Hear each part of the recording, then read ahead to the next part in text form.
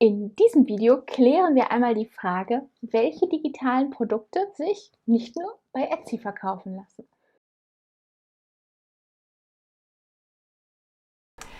Ja, digitale Produkte sind so eine Sache, ne? Also eigentlich eine ganz tolle Sache, weil du erstellst sie einmal, du packst einmal die Arbeit rein und das ist nicht allzu wenig. Und wenn die einmal erstellt sind, dann kannst du ganz, ganz lange davon profitieren. Ich sage jetzt mal nicht für immer, weil es kommt immer auf das Produkt an. Manche Produkte kann man natürlich nicht für immer verkaufen. Ne? Ein Beispiel wäre zum Beispiel ein Online-Kurs über ein Softwareprodukt. Softwareprodukte entwickeln sich weiter. Ne? Die sehen vielleicht in 5 Jahren ganz anders aus als heute. Und dann ist es schlecht, diesen Online-Kurs noch so, wie er ist, zu verkaufen. Aber nichtsdestotrotz kann man das natürlich machen. Da muss man eben nur gucken, dass man ihn zwischendurch mal updatet. Aber heute sprechen wir über andere digitale Produkte, die kleinen Sachen. Also wenn du gerade erst anfängst, wenn du Grafiker, Designer, Illustrator bist, dann ist das genau das Richtige für dich. Weil du kannst natürlich an deinem Computer schöne kleine Designs erstellen und die auch zum Beispiel auf Etsy oder in deinem eigenen Shop verkaufen. Und dazu gehen wir jetzt einmal an den Rechner und ich zeige dir einige Beispiele, was sich wirklich verkaufen lässt. Wir fangen jetzt einmal mit der Rachel an. Rachel verkauft auf Etsy und auf ihrer eigenen Webseite Scrapbooking-Kits. Warum ich damit anfange, ganz klar, das mache ich schon seit 2008. Ja, wir haben einen Shop und da verkaufen wir Scrapbooking-Kits und wir haben das mal mit 40 bis 50 die verschiedenen Designern gemacht, die dort ganz selbstständig ihre Produkte einstellen konnten. Das war nicht wenig Wartung, ja, also es war schon etwas, wo ich jeden Tag dran arbeiten musste, aber natürlich haben die Sachen sich auch verkauft, während ich gar nicht da war, ne? Also deswegen ist das schon eine schöne Sache. Ich zeige dir jetzt einmal die Grafiksets und man kann natürlich nicht nur Scrapbooking damit machen, man kann auch ganz andere Dinge damit machen. Ja, und die Rachel ist jetzt einfach mal ein gutes Beispiel dafür, für ein klassisches und vor allen Dingen zeitloses Design. Und ich glaube, das ist etwas, was sich wirklich auch in einigen Jahren noch verkaufen lässt. Also ich scrolle jetzt hier einfach mal runter und du siehst schon, wenn ich auf ein Produkt draufklicke, ist das so, sie hat ein Grafikset, das hat Hintergründe, also so Muster im Hintergrund, die kann man ausdrucken. Das hat Elemente, die kann man natürlich auch ausdrucken oder eben auch digital benutzen. Da kann man aber auch Kaffeetassen oder Ähnliches mit erstellen mit diesen Grafiken. Das sind nicht nur für Scrapbooking zu gebrauchen. Ne? Warum ich das erzähle, ein so ein Grafikset, was hier einmal erstellt wurde und wirklich in diesem Fall für immer verkauft werden kann, kostet 4,73 Pfund. Das sind ungefähr 6 Euro.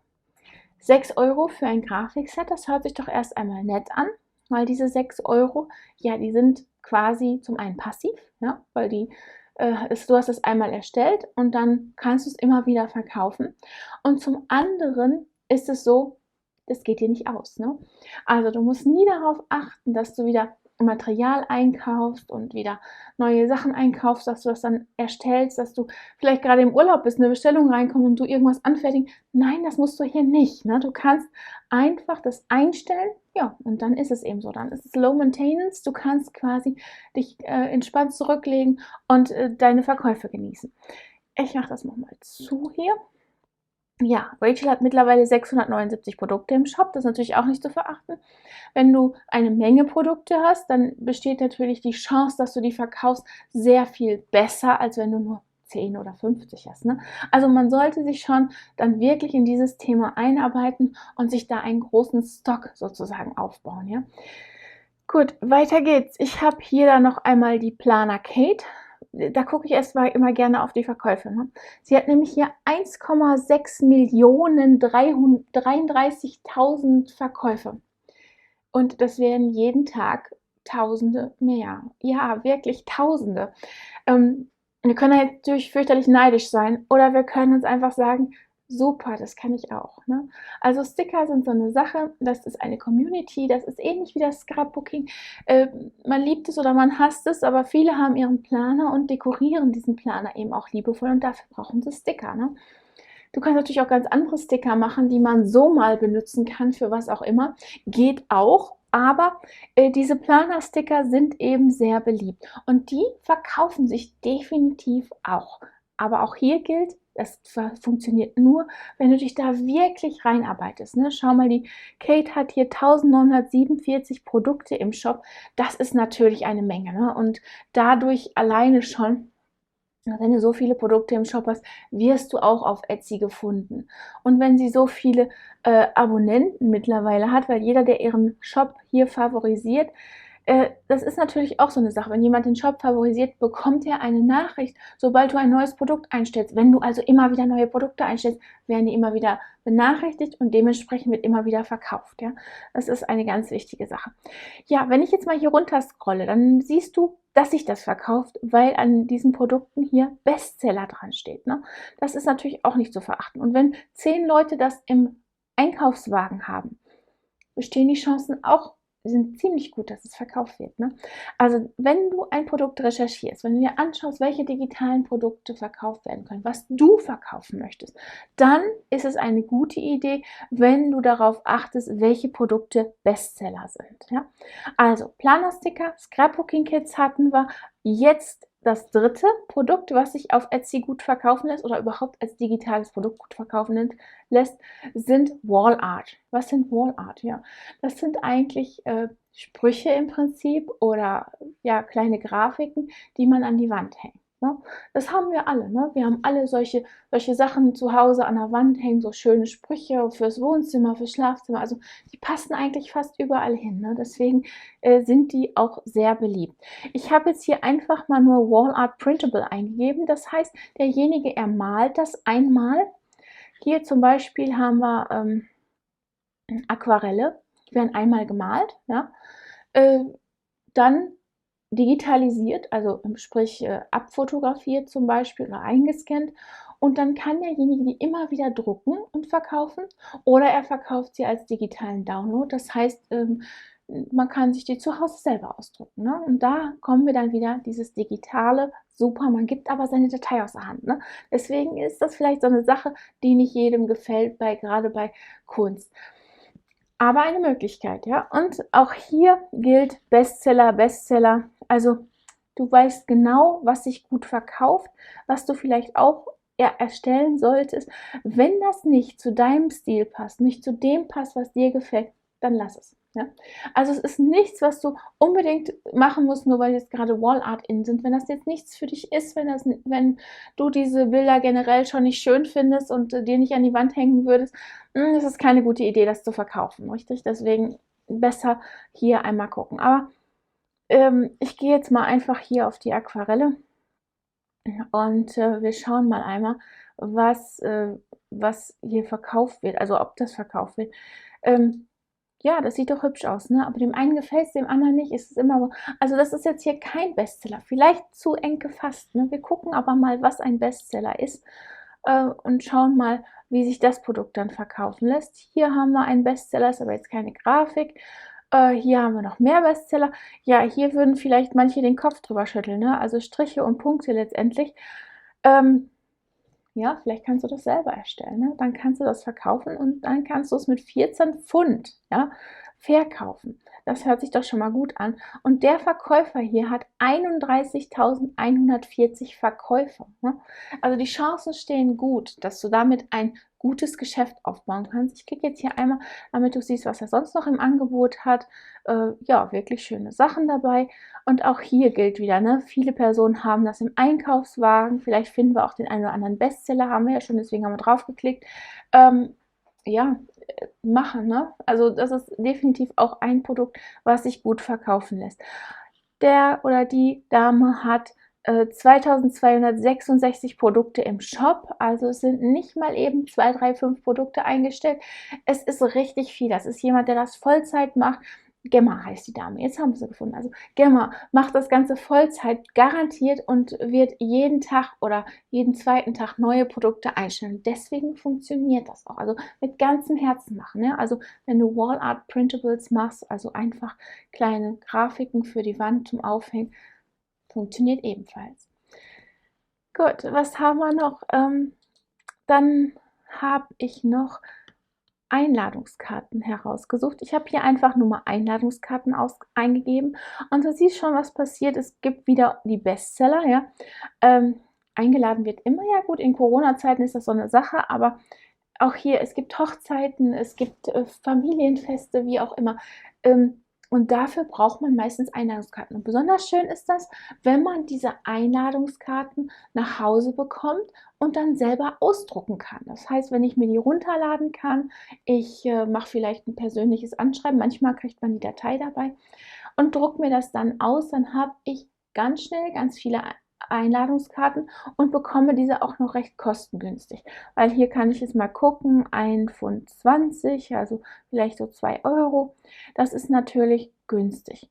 Und wenn ich hier runter scrolle, gibt es auch hier wieder Bestseller. Ne? Hier ein, ganz viele wahrscheinlich. Aber da kannst du immer genau dran sehen, was gefragt ist und was eben auch nicht. Ne?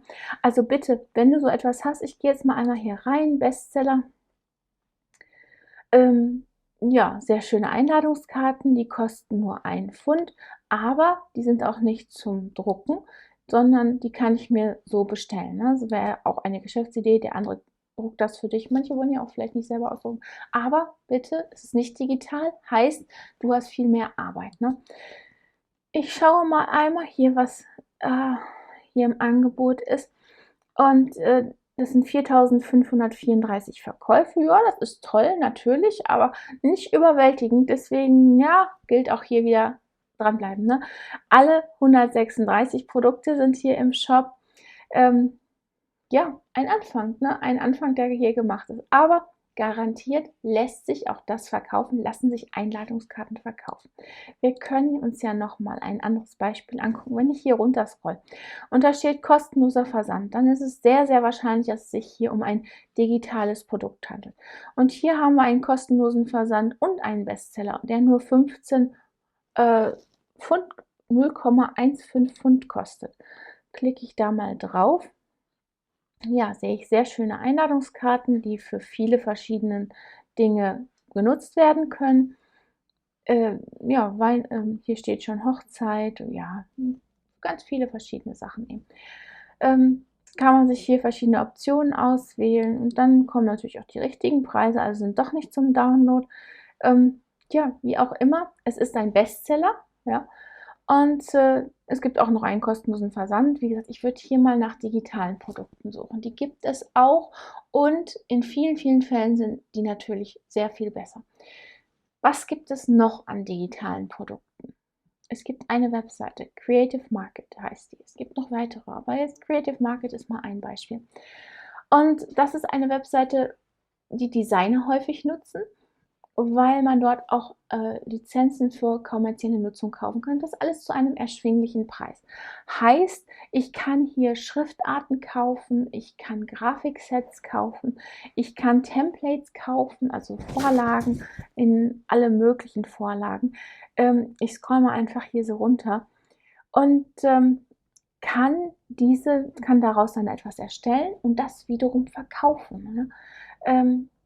Wenn du da reinkommst, dann hast du eigentlich das große losgezogen, weil es gibt dort ganz, ganz viele Designer und die haben sehr große Werbeaktionen, die sie fahren und gar nicht unbedingt auf den Preis gemünzt. Ne? Werbeaktionen, die werben überall auf YouTube, auf verschiedenen Plattformen, aber die nehmen nicht jeden. Ne? Wenn du Produkte hier erstellst für Creative Market, dann solltest du vorher ganz genau recherchieren, was hier auch gefragt ist. Ne? Das kannst du hier zum einen daran erkennen, wie viele Sterne etwas hat, wie beliebt das ist, was das vielleicht auch für Kommentare darunter hat. Also wenn ich jetzt hier mal so drauf gehe, dann ist oftmals, ja, sind hier so Reviews und oftmals gibt es dann eben hier auch die Möglichkeit, einen Kommentar zu hinterlassen und einige machen das dann auch, einige Käufer. Ja, dann kannst du natürlich gucken, was man dann im Set bekommt für sein Geld und du siehst schon hier, selbst die kommerzielle Nutzung kostet das ganze Set mit 90 Produkten, 90 Produkten, gerade einmal $40. Ja, vielleicht denkst du jetzt, das lohnt sich nicht. Doch, versprochen, es lohnt sich. Weil wenn ich so ein Produkt 100 oder 200 Mal verkaufe, dann hat sich meine Arbeit schon gelohnt. Am Anfang wirst du natürlich sehr viel mehr Sets davon verkaufen und hinterher hoffentlich ständig welche verkaufen. Ne? Manchmal ist das auch einfach nur ein Bundle, den es jetzt gerade gibt und dann nicht mehr. Kann auch passieren. Ja, deswegen bitte einfach erstmal recherchieren. Aber offensichtlich ein sehr beliebtes Set. Es hat nämlich 721 Likes. Ne? Das ist auch schon mal ein guter Indikator dafür, dass es auch verkauft wird, beziehungsweise äh, gemocht wird von den verschiedenen Menschen. Ja, gute Sache, guter Ort zum Verkaufen. Heißt allerdings auch, du musst ja einiges können schon einmal, um diese Grafiksets für andere Designer zu erstellen. Ich habe noch ein letztes Beispiel rausgesucht und das sind Templates, ja, also Vorlagen. Zum Beispiel für Instagram, Pinterest, für Facebook, für all die Social Media Plattformen.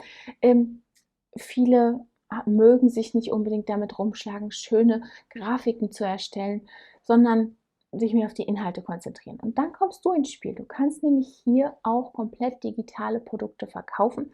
Und das sind einfach, Sets. Ich klicke jetzt mal einfach hier drauf. Das sind Sets mit verschiedenen Grafiken. Hier sind zum Beispiel 82 drin und die kosten $44. Auch offensichtlich sehr beliebt. 1577 Likes haben wir hier, 8 positive Reviews. Ja, vielversprechend. Ne? Also die Frage ist, kannst du so etwas erstellen? Ich scroll jetzt mal hier runter. Hinterher muss der Feed schön aussehen. Ja? Get a beautiful Instagram feed instantly. Ja, genau. Ne? Wenn ich diese zusammenpassende Fotos immer wieder poste, dann ist das natürlich eine schöne Sache. Dann sieht dein Feed aufgeräumt und schön aus und vielleicht verkauft sich auch mehr. Ne? Deswegen verkaufen viele diese Templates dafür. Gibt es eine Menge? Ist eine Idee, was du machen kannst, welche digitalen Produkte du verkaufen kannst. Ja, das waren jetzt einige Ideen für digitale Produkte. Ich hoffe, das hat dir geholfen und vor allen Dingen auch gefallen. Wenn dem so ist, dann abonniere unseren Kanal. Lass uns ein Like da und vergiss nicht, die kleine Glocke anzuklicken, damit du benachrichtigt wirst, wann immer wir ein neues Video posten. Und dann bis zum nächsten Mal. Tschüss.